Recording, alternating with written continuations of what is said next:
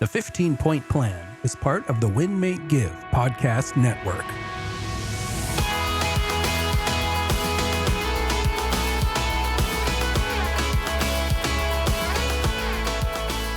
Hello, friends, and welcome to another episode of the 15-Point Plan podcast. This is Jacqueline Smith, and I'm here with my co-host, Ryan Greigg. And as always, these episodes are really geared towards covering different aspects of the 15-Point Plan. And the 15-Point Plan purpose is to help you have more energy and less stress and just to have more happiness in your life overall. And I think that a big component of feeling good and being happy is having energy, Ryan. That's the definition of feeling good to me, Jacqueline, is like, I feel good when my energy is high. And my energy is high when I do these things from the 15-Point Plan. And, well, on the other side of that, my energy drops when I stop doing these things. Yep. So I have a confession to make. I have been feeling super low energy lately.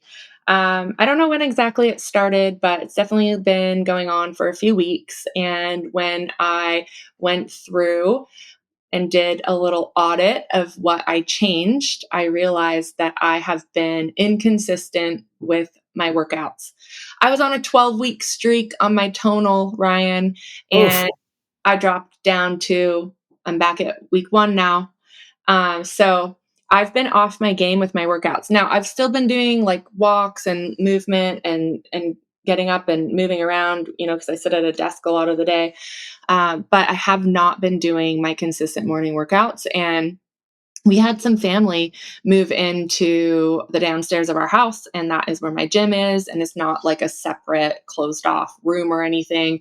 But my gym is down there, and it's not them. They were like, totally use it. Like, you need to use it.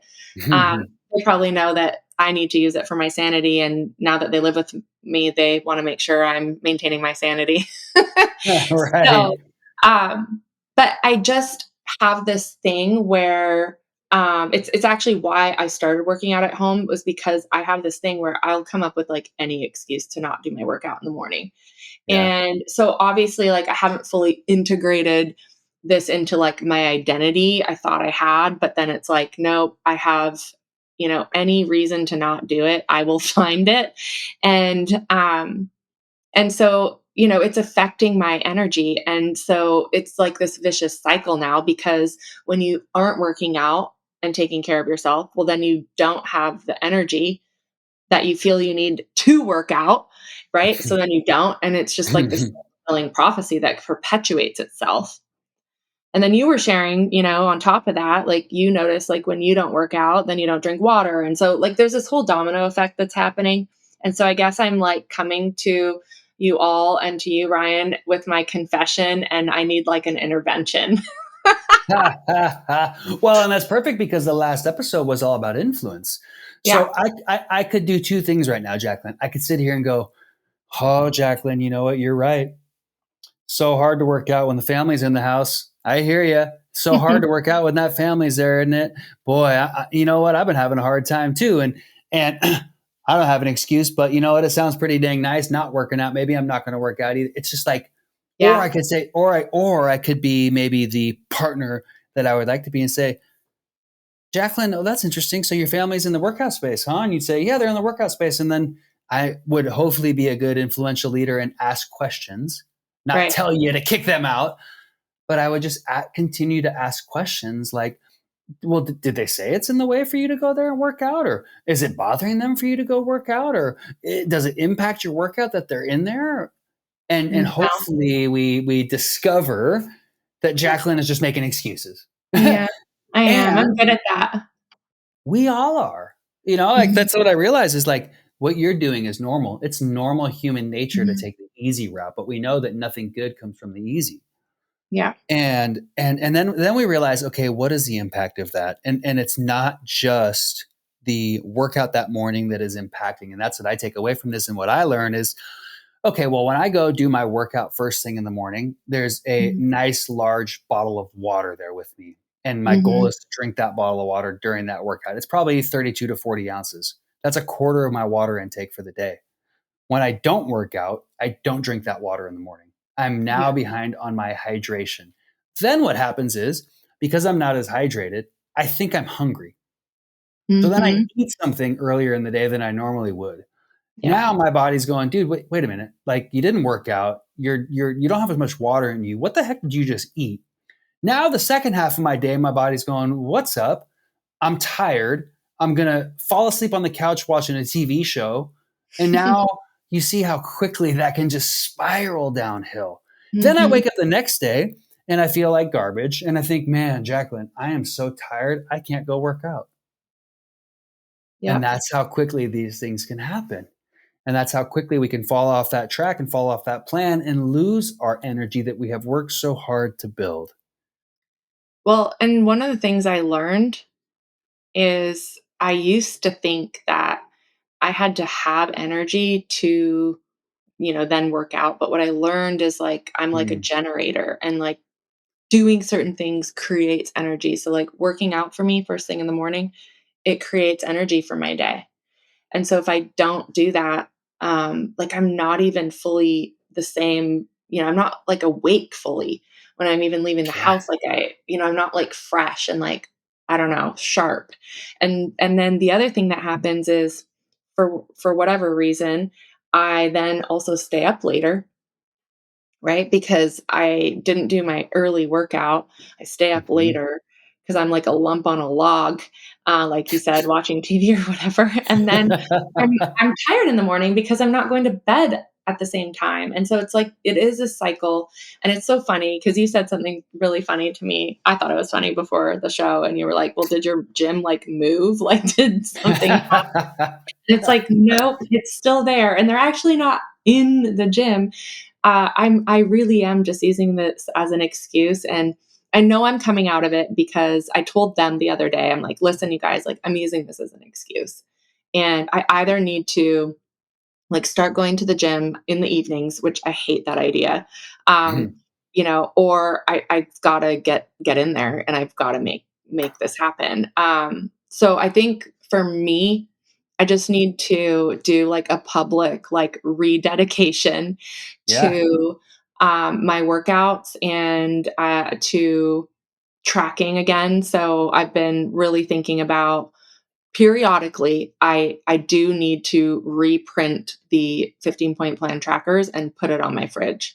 Um, Once I get back into it and I'm consistent, I can move it to my phone, and then eventually it's like I can mentally almost track, without too much work. But I'm off, and I need that visual reminder. I need the public accountability. And here's the cool part about having people in my house: I have more people to hold me accountable. So Mhm. I'm gonna flip this, and I'm gonna use it to my advantage. Um, and so I want to invite people to join me.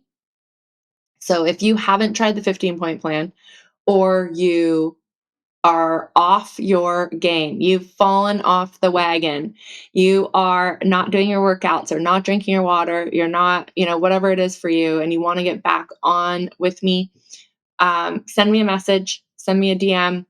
We have the Facebook group, 15-point plan Facebook group. I'm going to post in there.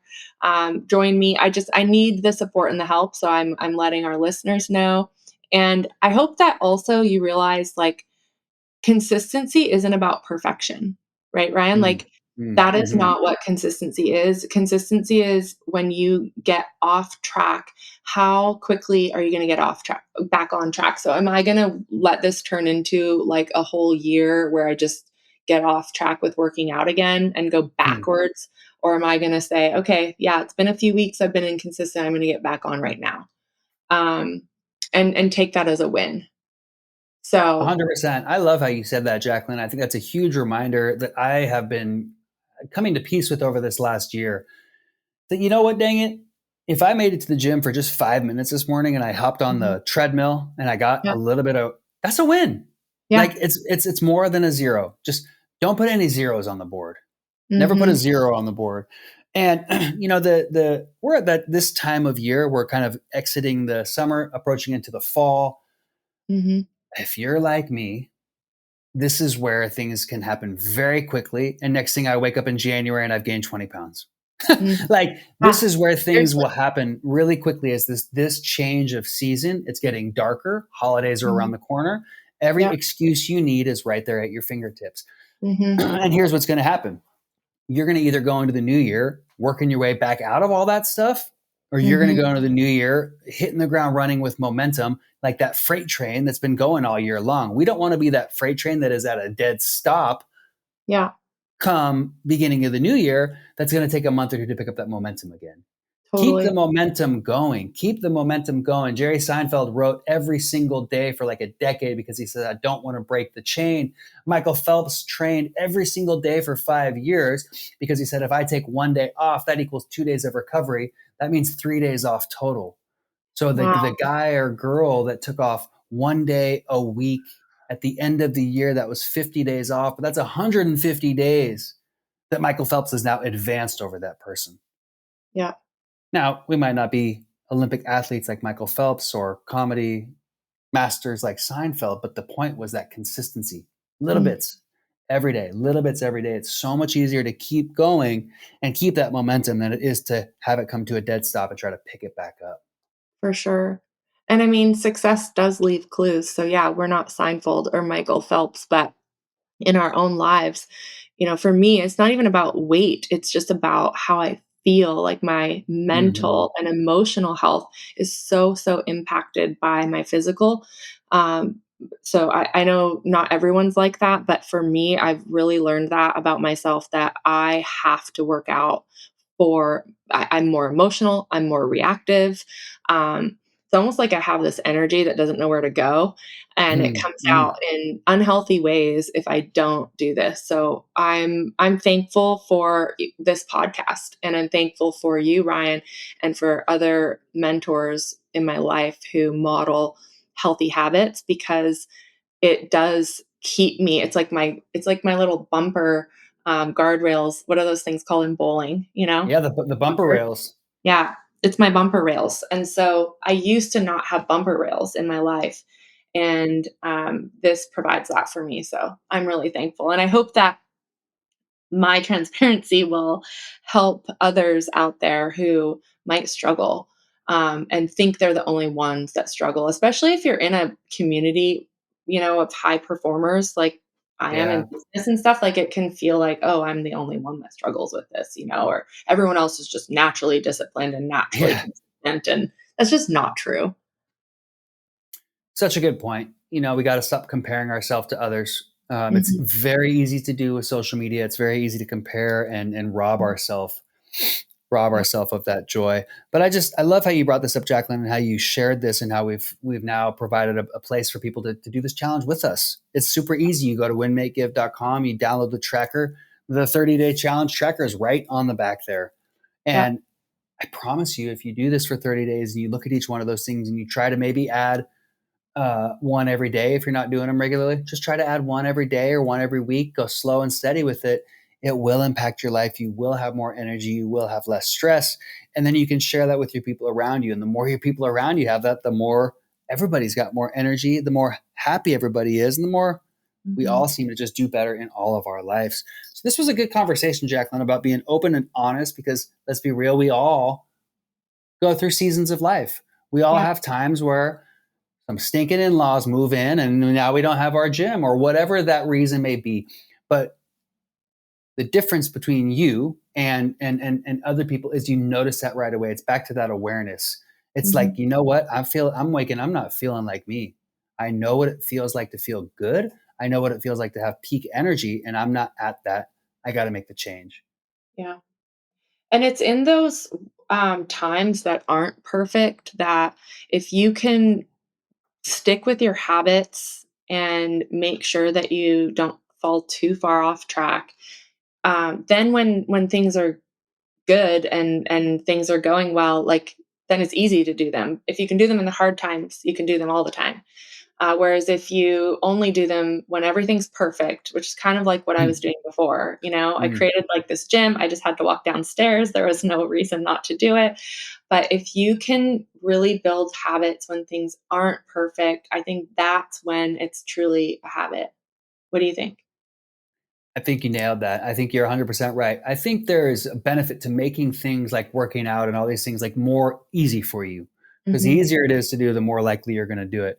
Yeah. But if you we can have build, to do it when it's hard to. Yeah. Exactly. And I think about like, okay, well, I have a gym here at my house, but what do I do when I go travel? Do I just skip my workout when I travel? I try to get a gym. I try to get a hotel that has a gym, but if it doesn't, is that my permission or my excuse? Oh, no gym, can't work out. Like, no, I just bring my running shoes and go for a run. Speaking of running shoes, I know we talked about the laugh episode a couple episodes ago. I can't hear the word like bumper rails at the bowling alley and not think about the most recent pair of shoes that I bought Jacqueline, because I feel so old because I bought this new pair of running shoes. And the guy at the store goes, do you have issues with support on your knees? Like, and my chiropractor's like, yeah, you should have support. He's like, you should try these shoes. And I put them on, and they literally on the inside of the shoe have what's called a bumper rail, a guard rail to give me support.